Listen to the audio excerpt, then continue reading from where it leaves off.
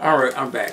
I told myself I'm going to be prepared, and I didn't prepare, but we just have to wing it, which is not good. But hopefully we're entertaining as we wing in the show. Freakonomics was a book that came out years ago. I think they have a new book. The authors have a new book called Super Freakonomics. I ain't hip to that yet. We'll get to it eventually. Super Freakonomics. This is the original book. That's Stephen Levitt. I don't know this other dude over here, the other author. But Stephen Levitt, I met that guy. He's from Chicago. Well, he was teaching at the University of Chicago a few years ago when I met him. I don't know if he's still there. Probably is. Stephen Levitt. Really interesting dude. You know, professor type dude. As they say, professorial. But one thing about I can't even explain Freakonomics. The guys, they're economists using economy models or something to explain social things. It's hard to explain, but it's a very interesting book. I don't really get it that much. If I went to school, I had to write a paper on it, and I probably would get an F on the paper. I get the gist of it, but I couldn't figure out how to write a paper on it and get an A in school. You know what I'm saying? That's why I just read the books. I ain't go to school.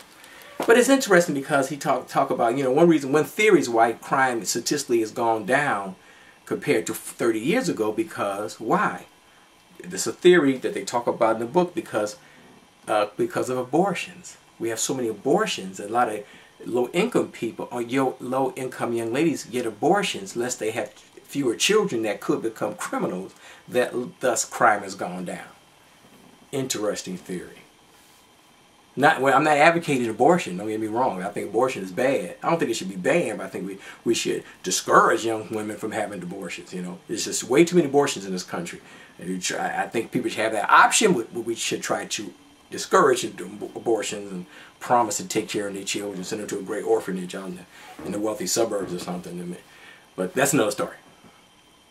And that's one reason why in the public schools I preach, and when I go to public schools, and hopefully I'll do this more on the show, I preach that, tell these young people not to have any children. I have teenagers at home. I'm right in the bedroom of my house. I have teenagers at home. They cannot reproduce themselves. I would kill them. I would beat them back up. I would talk about them like a dog.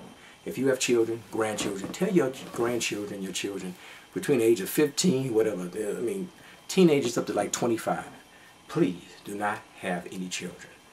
Many of the problems of the world today because people that should not have children have children. I know children are blessed if they show up, but try not to let them show up until you're like 25, 30 years old.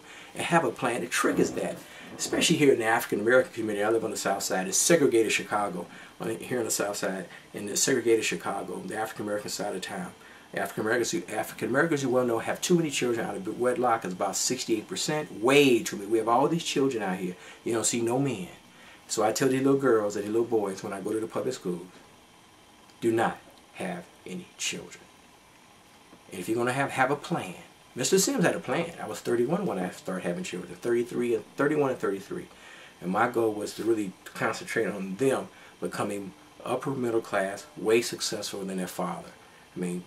Doctorate hopefully, but at least a master's degree, 6-figure salary. That's what I want for my children. I'm doing whatever. I don't know how they're going to get there. I just ask people who have a master's degree. I ask people who make $100,000 or plus a year. How did you do it? How did you raise your children? Or how did you do it? And I try to follow their model of success. Freakonomics talks about what makes a good parent is excellent. And I can't quote everything or whatnot because you have to but it's just bottom line. It says what makes a good parent. The parent has to have some sense. That's the first thing. They have to be able to speak well, have a large vocabulary, have books in the home. The kids see the parents reading books. And when I go to public schools, and they talk about what makes a good parent in the book Freakonomics.